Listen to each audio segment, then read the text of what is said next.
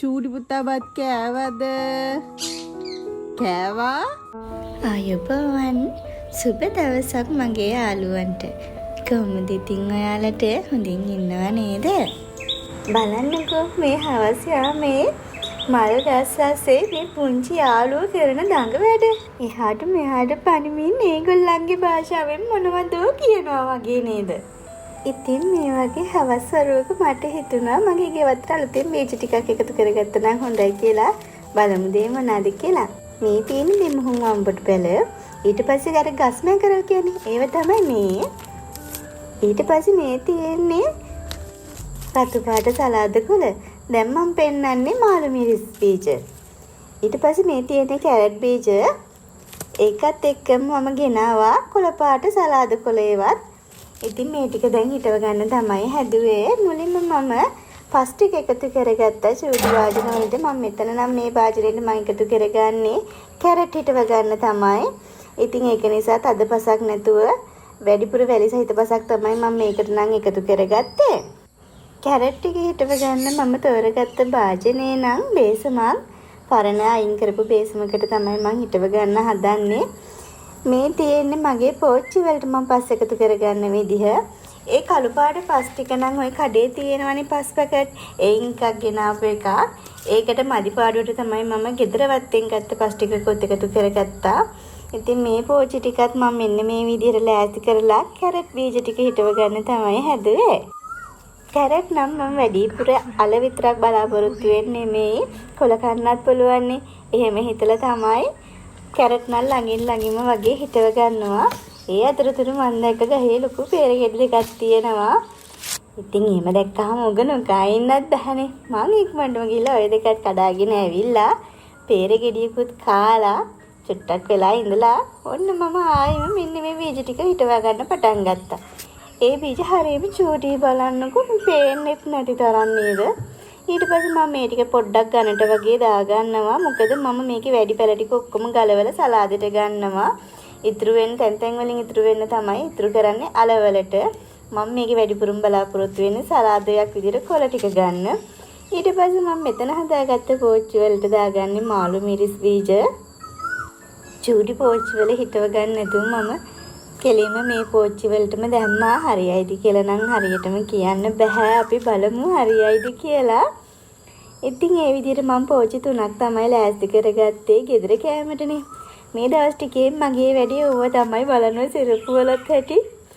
ඊට පස්සේ ඉතින් මම මේ ට්‍රේ එකක් වගේ කරලා ලෑස්ති කරගත්ත පස් ටිකක් දාලා මේ පස් ටික දාලා නම් දවස් 2-3ක් වෙනවා. ඒක නිසා මම ඉස්සෙල්ලම පස් ටික බුරුල් කරගන්නවා. ඊට පස්සේ මම මේක හිටව ගන්න නම් හදන්නේ සලාද කොළ ටිකක්. ඒක ගොඩාක් අර එක සැරේ හදන්නෙත් නැහැ. ඒක නිසා මේ ට්‍රේ එකේ හදාගත්තොත් ඇති කියලා හිතුණා. මම ඒක නිසා ඉස්සෙල්ලාම චූටි නිකන් අර වලවල් වගේ ඇඟිල්ලෙන් හදාගත්තා. ඒ වගේ බීජත් තිබුණේ හරීම චූටි බීජ වර්ගයක් අර කැරට් වගේම තමයි. ඉතින් මේවත් මම චුට්ටක් වගේ වෙන්න මේ වලවල් වලට දාගන්නවා. වැඩි පැල ටික චූටි කාලේ කියන සාමාන්‍ය ගානට ආවට පස්සේ ගලවලා අයින් කරගන්න පුළුවන්. මේ හැදෙන පැල ඔක්කොම මේකේ ලොකු වෙනකම්ම හැදෙන්න දෙන්නේ නැහැ. ඉතින් ඒක නිසා මම ඔය ළඟින් වගේ හිටව ගන්නේ. මන් දෙපැත්තට දැම්මේ කොළ පාට සලාද කොළ. මැද පෙළියට දැම්මා රතු පාට සලාද කොළවල බීජ. ඒ රතු පාට එක නම් හැදෙයිද කියලා ෂුවර් නැහැ. මොකද ගෙනල්ලා ටික දවසක් වෙනවා. ඕක කොරියාවෙන් ඉඳන් ආපු යාළුවෙක් තමයි දුන්නේ. එහේ සලාද කොළ මේ ওই පාටටත් තියෙනවා. මෙහි දැන් ලංකාවෙත් තියෙනවා. හැබැයි මං ඉතින් කොයිකටත් කියලා ඒ ටිකත් හිටවලා බැලුවා. බලමු මේ ටික පැලවෙයිද කියලා. මම ඔයගලන්ට ඉස්සරහට කියන්නම් කොහොමද කියලා ඒවා. පෙත්තා චූටි පුතා බත් කෑවද? කෑවා? කෑවද? චූටි පුතේ. චූටි පෙත්තෝ. චූටි පෙත්තෝ. ඊට පස්සේ මම මේ හිටව ගන්න හදන්නේ අර දෙමුහුම් වම්බුටු කියලා එකක් පේනවා දම්පාට බෝල වම්බුටු එක. ඒකේ බීජ ටිකක් තමයි මම මෙන්න මේ වගේ මම මෙතනදී අරන් තියෙන අයිස්ක්‍රීම් කප් ටිකක් අර ලීටර් 4 කප් තියෙන්නේ. ඒවා මම ඉතින් ඒකෙම තමයි එක සැරේම හිටව ගත්තා. බලමු අපි පැල එයිද කියලා. ඊට පස්සේ මම මෙන්න මේ වගේ ගල් ටිකක් තියලා ඒකෙන් ලෑල්ලක් තියාගත්තා. මොකද කොළ වර්ග කණේව බිම තියන්න හිතුන්නේ නැහැ. අපේ ගෙදරත් බව්වෙක් ඉන්නවා. ඉතින් තව බව්ව එනවා යනවා. ඉතින් ඒක නිසා මට හිතුණා මේව චුට්ටක් උඩකින් තියාගත්තා නම් හොඳයි කියලා. සලාද වගේ ඒවා ඉතින් අම්මුවෙන්මනේ ගොඩාක් දුරට කන්නේ. ඒකත් එක්ක ඊට පස්සේ මම මෙන්න මේ විදිහට චූට්ටක් වගේ වෙන්න වතුර ඉහ ගත්තා. මේකට වතුර එකපාර දාන්න හොඳ නැහැ. චුට්ට දැම්මා. නැත්තම් මේ බීජය යට යනවා වතුර පාර සැරවුණොත්. මම මේ පෝච්චි වල හිටව ගත්තේ ගස් මෑ කරලා. එතකොට මේ තියෙන්නේ මම උගලන්ට කිව්ව වම්බොටු පැල. මෙතන තියෙනවා මෑ කරලා. එතකොට ඔය වලවල් ටිකේ නම් හිටව ගත්තේ බණ්ඩක්කා. ඒක නම් ගෙදරට ගෙනාවු බණ්ඩක්ක කරලකින් එකක් වේල්ලා අරගෙන ඒකේ බීජ අරගෙන තමයි හිටෙව්වේ. ඊට පස්සේ මම මේ කලින්ම හිටවගෙන තිබිච්ච පැල ටිකක් තමයි පෙන්වන්නේ. මේක නම් අර දම්පාට කොච්චි එකක්. සුවඳයි හැබැයි ගොඩාක් සැර නැහැ. ඒකත් එක්ක මම වැරණිය මිලිස් ඒ වගේ දේවල් තමයි හිටව ගත්තේ. මේ තියෙන්නේ මගේ මිංචි පැලේ දම්පාට ගෝව පැලේ. ඒ වගේ මේ ලස්සනට මම හදාගෙන තියෙන රෝස්මරි පැලයක්. ඒක තමයි මේ උගලන්ට පෙන්නුවේ. ඒක නම් හොඳට හැදුනා. ඊට පස්සේදී ගෙදර හදන සුප් වලට එහෙම දාන්න පුළුවන්. මම ඒක නිසා සැලදරි පැලයකුත් හිටව ගත්තා. ඔන්න ඉතින් මේ තියෙන්නේ මගේ සැලදරි පැලේ. ඒකත් එක්ක මම මේ පෙන්වන්නේ නම් පරණ ඉස්සෙල්ලා හිටව ගත්ත පැල ටිකක්. ඒකේ මිරිස් පැල දෙක අනේ හරියට හැදුන්නේ නැහැ. ඔය පෙන්වන්නේ නම් කොච්චි පැල. මේ තියෙන්නේ හයිබ්‍රිඩ් එක.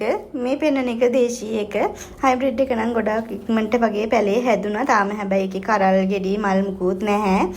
ඒ දේවල් එනකොටත් මම ඔයගලන්ට ඉස්සරහට අරගෙන එන්නම් වීඩියෝ එකක් විදිහට. මම තව තක්කාලි පැල දෙක තුනකුත් හිටව ගත්තා. එයාලත් ඉතින් දැන් ෂොට් ලොකු වෙන ගමන් තමයි ඉන්නේ. ඔය පේනවනේ උස ගිහිල්ලා. ඉතින් හොඳට හැදීගෙන එනවා. ඒකත් එක්ක මේ පෙන්වන්නේ සාරණ රතු සාරණ කියන්නේ. ඒවත් මං එල්ලෙන පෝච්චි දෙකක හිටව ගත්තා. ගෙදර කයමට ඉතින් ඇටි ඔය වගේ හදාගත්තාම ඊට පස්සේ මං වත්තේ හිටව ගත්තා. තව අර පොඩි මේ මොකද්ද බාල්දියක වගේ හිටව ගත්තා. නිවිති මඤ්ඤොක්ක දඬුවි ටිකක් හිටව ගත්ත වත්තයිනේ. ඊට පස්සේ මම මේ පෙන්වන්නේ කහ පැලයක් පෙන්නුවේ. කහ පැලෙත් හිටව ගත්තේ මොකද වත්තේ මට ගෙදර මේ කහ පැලයක් තිබුණේ නැහැ. අපේ අනිත් අතට ගිය වෙලාවේ දැක්කා කහ පැලයක් තියෙනවා. මම ඉතින් ඒක ගලවගෙන ආවිල්ලා හිටව ගත්තා. දැන් ඔය පෙන්වන්නේ ගෝව පැලේ. ඉතින් මේ තියෙන්නේ අපේ ගෙදර ඉස්සරහා තියෙන වැරන්න කණුවක්. මෙන්න මේ කොබියෝ ඇවිල්ලා දෙතුන් පාරක්ම මෙතන බිත්තර දාලා පැටව හැදුවා. ඊට පස්සේ ඉතින් ඉගිල්ලා යනවා ආයෙ පැටව දානවා. ඒකත් එක්ක මේ තියෙන්නේ අනිත් වැරන්න කණුව. ඒකේ ලේන්නු ගයක් හදාගෙන ඉතින් මේ ලේන්න අම්මගේ පැටියා බිමට වැටලා හිටියා. මම එතනට එනකොට මං ඉතින් ටක් ගාලා යව හුරලා ටක් ගාලා ලේන්න අම්මට දුන්නා. දැන් ඔය පෙන්නන්නේ හෙල්මට් එකකට දාලා තියෙන බිත්තර ටිකක් අර කරු කුරුල්ලෝ ඉන්නේ. ඒ ජෝඩුවක් ඇවිල්ලා අපේ මේ හෙල්මට් එකක් ඇතුලේ බිත්තර දාලා ඉතින් ඔන්න ඔය වගේ තමයි අපේ වත්තේ හරියට ඉන්නවා කුරුල්ලෝ එහෙම ඉන්නවා. ඒත් එක්කම වඳුරොත් එනවා. ගස් කොළන් වල තියෙන පළතුරු ගෙඩි නම් ඉතුරු කරන්නේ නැහැ. මේගොල්ලන් ඔක්කොම වගේ කාලා දානවා. ඒත් ඉතින් මොනා කරන්නද මේ පෑවෙල්ලත් එක්ක ඒගොල්ලන්ටත් කෑම අඩු වෙන්නේ නැති. ඒක තමයි ඉතින් ඇවිල්ලා මෙහෙම කන්නේ. ඉතින් මේ කුරුළු පැටව ඇවිල්ලා කාලේ යනවා විතරක් නෙමෙයි ඒගොල්ලන් මට තෑගි දීලා යනවා. ඉතින් මගේ වත්තේ තියෙන බේරගස් දෙකම ඒගොල්ලන් තමයි මට ඉතින් පැල කරලා දුන්නේ. ඉස්සෙල්ලාම තිබුණේ නිකන් අර කොළ පාට පෙරගහ. ඒ කියන්නේ සාමාන්‍ය පෙර තියෙන්නේ. ඒම් පෙරගහක්. ඒක ඉන්නකොට මං හිතේ අනේ මට රතු පෙරගහක් තිබුණා නම් කියලා. අනේ ටික දවසක් යනකොට මං දන්නේම නෑ වත්තේ ආයිනේ මෙන්න මේ රතු පෙර පැලෙත් පැල වෙලා තිබුණා. මේක පැලයක් වුණ දැන් නම් පළ දරනවා. ඉතින් ඒගොල්ලන් තමයි මට එන්නේ පෙර පැල දෙකම පැල කරලා දුන්නේ. දැන් තියෙන්නේ චූටි කුරුළු පැටවුන්ගේ මගේ තරංගයක් වගේ එකක්. ඉස්සෙල්ලාම පැහිච්ච ගෙඩියක් ඉදිච්ච ගෙඩියක් දකින්න කෙනා තමයි ඒක කඩාගෙන කන්නේ. ඒගොල්ලන් දැක්කොත් ඒගොල්ලන් කනවා. මං දැක්කොත් මං කඩාගෙන කනවා. හැබැයි ඉතින් එහෙම කියලා ඒගොල්ලන්ගේ කොටස ඉතුරු කරන්නේ නැතුව නම් මම ඔක්කොම නම් කඩන්නේ නැහැ. ඒගොල්ලන්ටත් අනිවාර්යයෙන්ම ඉතුරු කරලා තියෙනවා. මොකද එයාලත් මට තෑගි දෙනවා. අනිත් එක ඒගොල්ලන් මගේ වත්තට ඇවිල්ලා ඉන්නකොට මට දැනෙන මානසික නිදහස මට කියන්න වචන වලින් කියන්න තේරෙන්නේ නැහැ. මම එයාලට ගොඩාක් ආදරෙයි. මං හරිම කැමතියි ඒගොල්ලන් මගේ වත්තට ඇවිල්ලා ඉන්නවට.